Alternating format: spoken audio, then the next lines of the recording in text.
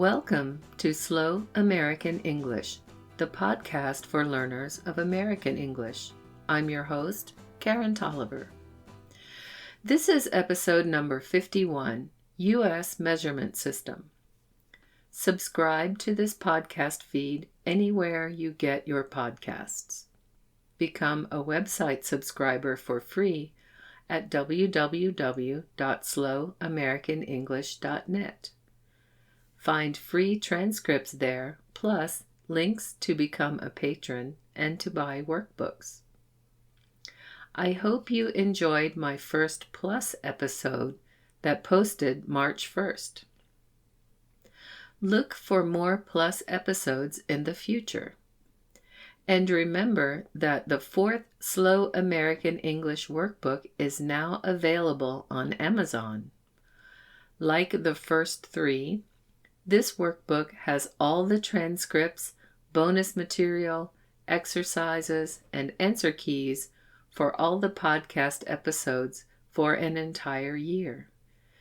This Volume 4 contains all episodes from 2018, and it's available in print and Kindle formats.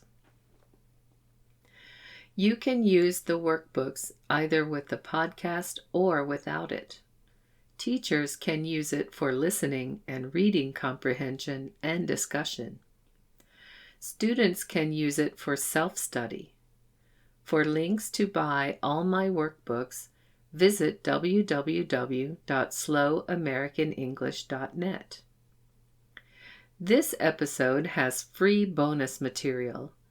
Visit www.patreon.com/slowamericanenglish to download a free PDF file with lists of the U.S. measurement units and equivalents. While you are visiting Patreon, please become a patron. It's very inexpensive and helps everyone around the world who listens to this podcast. If you are already a patron, thank you. Contact me directly via email at info@slowamericanenglish.net. Now for the podcast. Globally, there are three main measuring systems: metric, British Imperial, and U.S. Standard or Customary. Today, most countries officially use the metric system.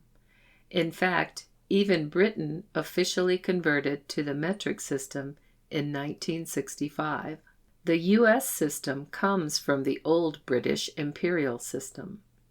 Much of the vocabulary is the same, but some of the measurements are different. In 1975, Congress passed the Metric Conversion Act, making the metric system the preferred system. However, it was voluntary. Therefore, some things in the U.S. converted to the metric system, and others did not. Today, anything related to science, the military, and some industries is measured in metric.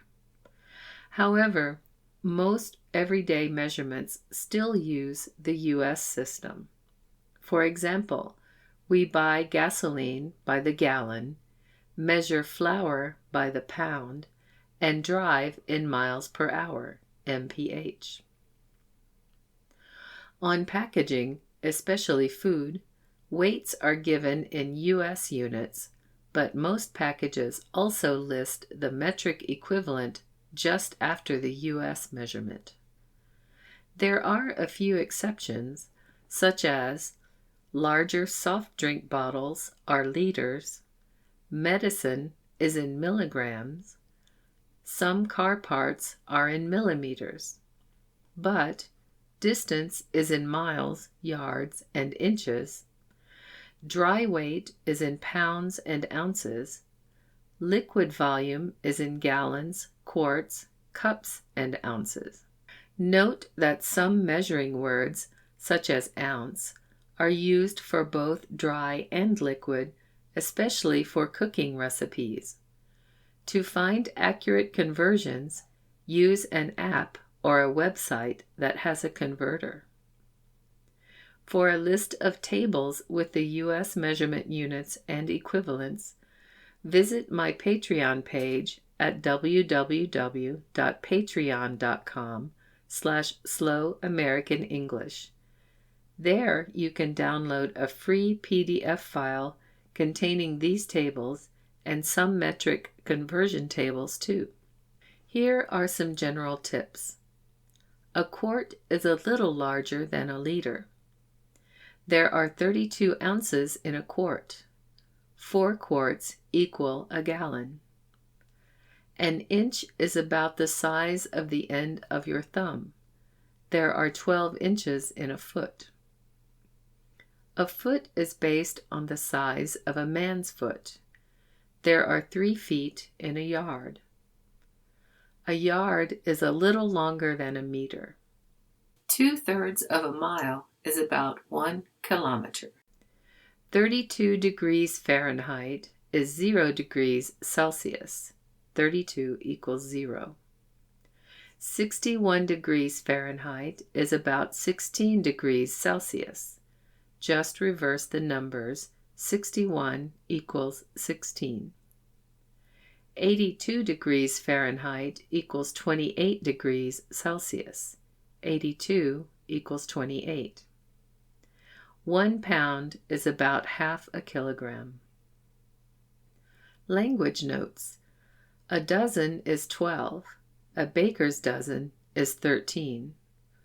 An American football field, 100 yards by 160 feet, is often used for comparisons. For instance, the base of the Eiffel Tower is the size of 2 football fields. To inch means to move a small bit at a time. The dog inched closer to the woman's food. A miss is as good as a mile means a narrow failure or escape has the same result as a wide failure or miss. Terry, I almost won the race. Pat, but you still didn't win. A miss is as good as a mile. An ounce of prevention is worth a pound of cure means it's better to prevent something than to have to solve a problem later. That's the podcast for this time. Slow American English is written and produced by Karen Tolliver. Copyright 2019. All rights reserved. For a free transcript and to subscribe to the podcast, visit www.slowamericanenglish.net.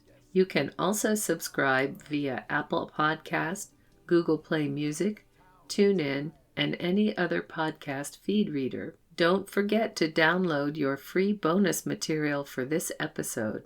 Visit www.patreon.com/slowamericanenglish to download your free PDF with tables of the U.S. measurement units and equivalents.